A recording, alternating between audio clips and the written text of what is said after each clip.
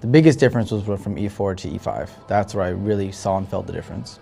The level of responsibility, of course, changed. At first, you don't think, you expect almost to feel different, but you really don't until the first time a soldier comes up to you and goes to parade arrest, or the way people address you, and likewise, what's expected of you. Accountability, keeping track of your team, communicating more consistently with people, and really living up to the creed of the non-commissioned officer.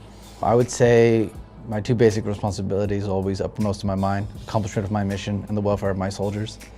To me, that is the most powerful line. Because I feel like no matter what you're doing, if you are engaged in those two elements, you're right. And there's nothing more, nothing more to the core of the NCO world than taking care of soldiers and accomplishing our mission. So if you're always aiming for those, you're on the right path.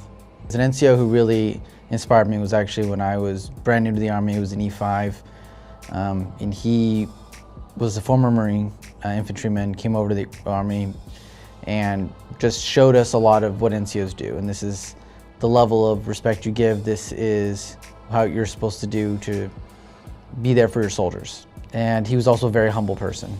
You would not know his accomplishments from just talking to him. I went to his house for the first time, and I went into his study, and all his accomplishments were hanging on the wall, and I was just floored, because you would not know that by talking to him. He just never mentions it. I think it makes you want to emulate that.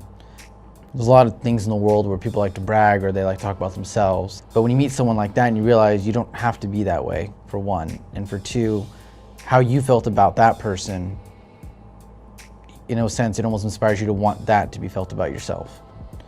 People think, and I had someone once said to me, you think NCO, you think this rough and gruff kind of person. They go, I didn't realize you were an NCO. You were just too nice. And I was like, well, you should meet more NCOs. I said, there's plenty out there that are nicer. That one leadership style is not the same as another. My name is Staff Sergeant David Giles II, and I am a United States Army Reserve soldier.